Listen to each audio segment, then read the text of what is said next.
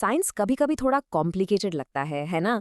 लेकिन सोचिए, अगर मैं कहूँ कि एक सिंपल से पपीते के अंदर साइंस का एक बहुत ही मजेदार लेसन छिपा है, तो चलिए देखते हैं कि ये साधारण सा फल हमें रंगों के पीछे की केमिस्ट्री के बारे में क्या सिखा सकता है। चलिए इस सवाल से शुरू करते हैं। आखिर एक फल जैसे कि पपीता अपना रंग बदलता कैसे है? पहले हरा होता है, फिर पीला और फिर थोड़ा लाल। इस कमाल के बदलाव के पीछे आखिर साइंस क्या है?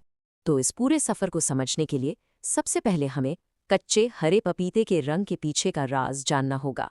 ये देखिए, ये है एक कच्चा पपीता। जैसा कि आप देख सकते हैं, ये पूरी तरह से हरा है। यही रंग हमारी कहानी का स्टार्टिंग पॉइंट है।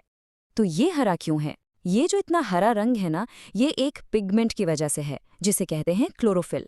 ये बिल्कुल वही पिगमेंट है जो पेड़ों की पत्तियों को भी हरा बनाता है। मतलब प्लांट वर्ल्ड में जब भी आपको हरा रंग दिखे तो समझ जाइए कि आप लगभग हमेशा क्लोरोफिल को ही देख रहे हैं। अब आते हैं सबसे इंटरेस्टिंग हिस्से पर। ये हरा पपीता आखिर पीला कैसे हो जाता है? चलिए उस केमिकल रिएक्शन को समझते हैं जो इसके पकने के प्रोसेस को शुरू करती है। ये पकने का प्रोसेस एक नेचुरल प्लांट हार्मोन से शुरू होता है, जिसका नाम है इथिलीन। ये असल में गैस है जो फल को पकने का सिग्नल देती है। और पता है सबसे कूल बात क्या है? क्योंकि ये गैस है तो एक पकता हुआ फल इथिलीन छोड़कर अपने आसपास रखे दूसरे फलों को भी पकने के लिए ट्रिगर कर सकता है। तो देखिए होता क्या है। जैसे ही एथिलीन हार्मोन आता है, वो हरे रंग के क्लोरोफिल को तोड़ना शुरू कर देता है। और जैसे जैसे हरा रंग गायब होता है, उसके नीचे से एक नया पीला पिगमेंट बाहर आ जाता है जो अब तक छिपा हुआ था। और इस पिगमेंट का नाम है कैरोटीन। तो कैरोटीन वो पिगमेंट है जो फलों और सब्जियों को उनका पीला या हल्का नारंगी रंग देता है। जब भी आपको नेचर में ये कलर्स दिखे ना, तो आप पक्का मान सकते हैं कि वहाँ कैरोटीन मौजूद है। और मज़ेदार बात यह है कि कैरोटीन सिर्फ पपीते में ही नहीं होता। ये वही पिगमेंट है जो आम, कद्दू, खरबूजा और यहाँ तक कि गाजर को भी उनका खास पीला और नारंगी रंग देता है। तो अब आप इस सवाल का जवाब दे सकते हैं ना, कच्चा आम हरा क्यों होता है? क्लोरोफिल की वजह से। और पका हुआ आम पीला क्यों होता है? बिल्कुल सही, ये होता है कैरोटीन की वजह से। लेकिन कहानी यहाँ खत्म नहीं होती। जैसे जैसे पपीता पूरी तरह से पक जाता है, उसमें लाल रंग की झलक दिखने लगती है। चलिए इस बदलाव के आखिरी स्टेज को भी समझते हैं। देखिए, जैसे जैसे फल पकता रहता है, इथिलीन हार्मोन अपना काम बंद नहीं करता।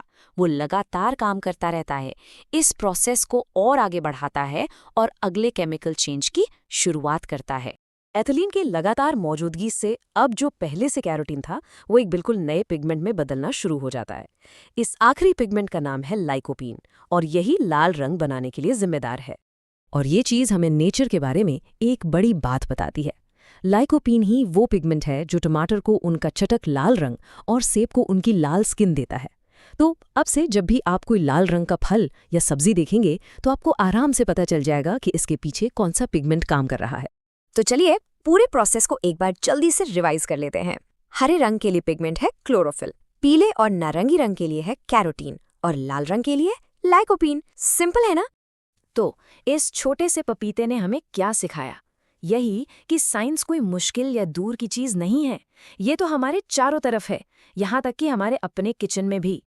जैसा कि कहते हैं, नॉलेज सिर्फ डालने के लिए नहीं होती, उसे दिमाग में बैठाना पड़ता है।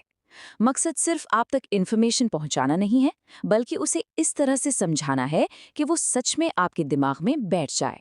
बिल्कुल वैसे ही जैसे आज हमने रंगों की साइंस के साथ किया। आखिर में बात यही है कि कोई भी सब्जेक्ट अपने आप में मुश्किल नहीं होता। सब इस बात पर डिपेंड करता है कि कॉन्सेप्ट्स कितने क्लियर हैं और उन्हें कितनी आसानी से समझाया गया है। असली मकसद तो चीज़ों की कॉम्प्लेक्सिटी को सुलझाना है।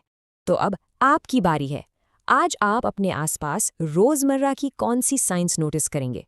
अपने किचन में या बाहर देखिए और पता लगाइए कि आप क्या नया खोज सकते हैं। देखने के लिए धन्यवाद।